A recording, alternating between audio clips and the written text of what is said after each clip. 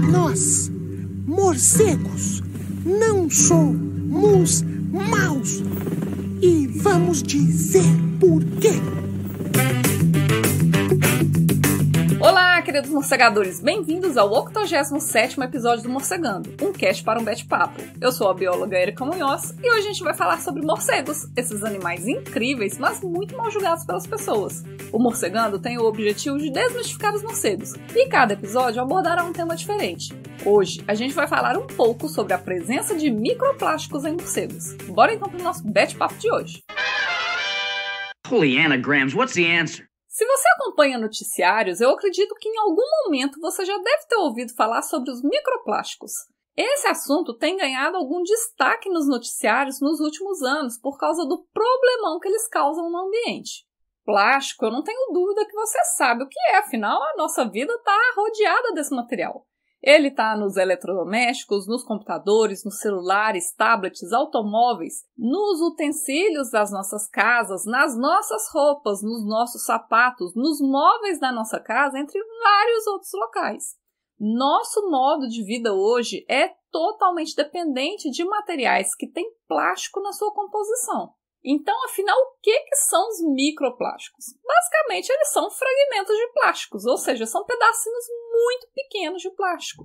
De forma que, para ser caracterizado como um microplástico, geralmente o tamanho é até 5 milímetros. Ou seja, se tiver 5 milímetros ou menos, é um microplástico. E eles podem ser gerados de várias maneiras. Então, bora pensar em alguns exemplos no nosso dia a dia. Pega a capinha do seu celular ou seu próprio celular, por exemplo. Por mais que você possa ter cuidado, é muito provável que tenha um arranhão ali. E quando foi feito esse arranhão, o risco nada mais é do que plástico que foi retirado por atrito. Ou seja, aquele arranhão da sua capinha ou do seu celular gerou um ou vários fragmentos bem pequenininhos de plástico para o ambiente e que você nem percebeu sendo gerado. Olha, por exemplo, agora para o seu sapato. Se você tem ele já há algum tempo, a sola muito provavelmente vai estar desgastada de tanto você andar com ele. Esse desgaste só é visível porque diferentes fragmentos de diferentes tamanhos de plástico e borracha foram sendo gerados e perdidos ao longo do uso. Essa mesma ideia vale, por exemplo, também para os pneus dos automóveis. Ou seja, ao andar de carro ou o seu próprio sapato, está ali gerando microplásticos, fragmentos muito pequenininhos de plástico para o ambiente. Pensa agora, por exemplo, nas suas blusas. À medida que você vai usando e lavando, se for uma blusa que tenha elastano, por exemplo, com o tempo ela vai perdendo a elasticidade, não é? Ou seja, a cada uso e a cada lavagem, fragmentos de plásticos foram sendo perdidos das suas blusas. Então, tá vendo como que nós geramos microplásticos de uma maneira muito fácil e só pensando no nosso dia a dia, na nossa rotina? Tem vários outros exemplos que vão desde as nossas vidas particulares até a geração de microplásticos por atividades industriais, por exemplo. E a geração desses microplásticos pode se dar através do atrito, por reações químicas, por decomposição, por queima, por radiação solar, por lavagem, entre várias outras causas. Ou seja, da mesma forma que a nossa vida depende do plástico, é inevitável a produção de microplásticos.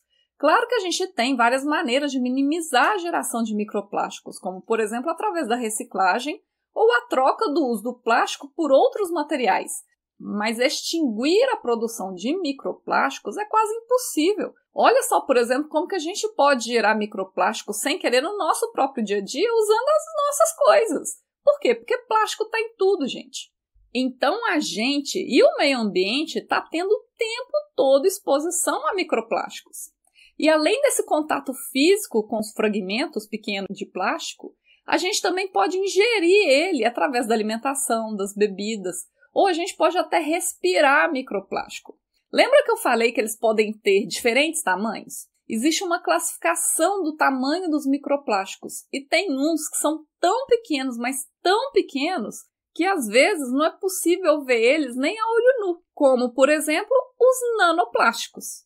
Então, pensando, por exemplo, em pedaços de plásticos bem pequenos, quanto menor for esse microplástico, mais leve ele vai ser. Assim, existe uma grande chance, por exemplo, dele ser carreado pelo vento, possibilitando a sua inalação. E hoje em dia, a quantidade de microplásticos que tem no ambiente está tão grande, gente, mas tão grande, que a gente está o tempo todo tocando, respirando ou ingerindo microplásticos. Para vocês terem uma dimensão da nossa exposição, um grupo de pesquisadores japoneses publicaram em 2021 um estudo calculando que somente nos oceanos a estimativa é que tenha 24,4 trilhões de microplásticos só nas camadas superiores do oceano, o que seria equivalente mais ou menos a 30 bilhões de garrafas de água de 500 ml. É até difícil imaginar isso porque as dimensões são tão grandes que nós humanos a gente não consegue vislumbrar esses números. Pensando em termos de ingestão, tem alguns estudos que mostram que os seres humanos ingerem cerca de 5 gramas de microplásticos por semana. Eu pesei meu cartão de crédito aqui em casa e deu 12 gramas. Ou seja, é como se a gente estivesse toda semana comendo quase meio cartão de crédito. Você consegue imaginar a gente comendo meio cartão de crédito toda semana? Porque é isso que está acontecendo em algumas partes do mundo, sem a gente se dar conta. E se a gente está o tempo todo tocando, respirando ou ingerindo microplásticos, os morcegos e os outros animais também. Então, sim, a gente já tem diferentes registros da presença de microplásticos no trato respiratório e no trato gastrointestinal dos morcegos em alguns lugares no mundo, incluindo o Brasil. Nesses registros para os morcegos, assim como para nós humanos, a maior parte dos microplásticos são encontrados no trato digestivo, quando comparado com outros locais do corpo, como, por exemplo, o sistema respiratório. E pensando especificamente nos morcegos, o que mais chama a atenção é a quantidade de morcegos com microplásticos. Aqui no Brasil, foi publicado um estudo em 2023 que analisou 81 morcegos no estado do Pará. E os pesquisadores encontraram que desses 81 animais, 96% tinham microplásticos nos órgãos analisados, que foi o pulmão, o estômago e o intestino. Um outro exemplo de trabalho foi feito nos Estados Unidos e publicado em 2022. Nesse trabalho, os pesquisadores necropsiaram 85 morcegos de uma espécie que se alimenta de insetos por lá. Desses 85 animais, em 92% foram encontrados microplásticos no sistema respiratório e digestivo, totalizando 306 fragmentos de microplásticos, o que deu uma média aí de 3 microplásticos por morcego. Bom, e aí diante desses números, a gente precisa se perguntar duas coisas. A primeira é como que os morcegos se contaminam com esses microplásticos. Como eu falei, microplásticos presentes no trato respiratório são bem menos comuns do que comparado com a presença no sistema digestivo, por exemplo. Mas quando esses microplásticos são encontrados no sistema respiratório, é mais comum que eles tenham sido adquiridos pela inalação mesmo, e eles são mais achados na traqueia e no pulmão.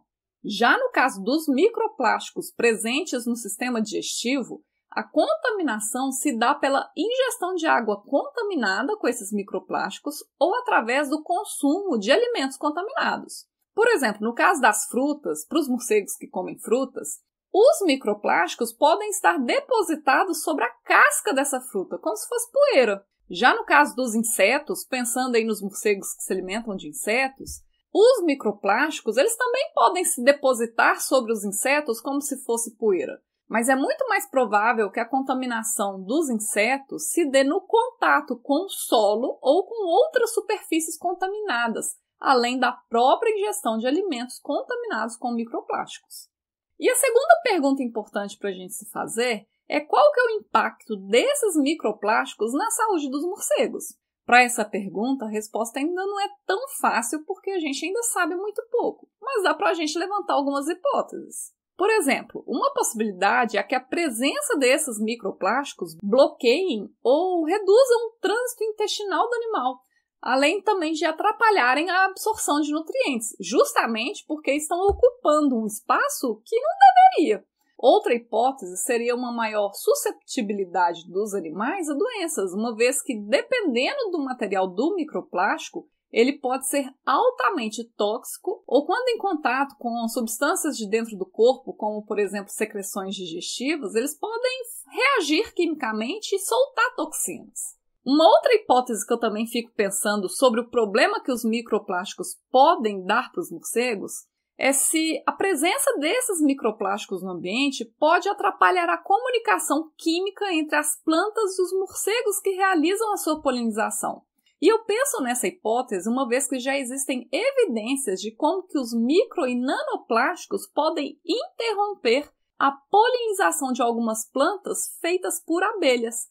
E aí eu fico me perguntando, será que isso também pode acontecer para os morcegos? Bom, eu não faço a menor ideia para as respostas dessas minhas hipóteses, porque a gente não tem estudos ainda sobre isso. Mas certamente a presença de microplásticos, seja nos morcegos, nas pessoas ou em outros animais, causa muito problema.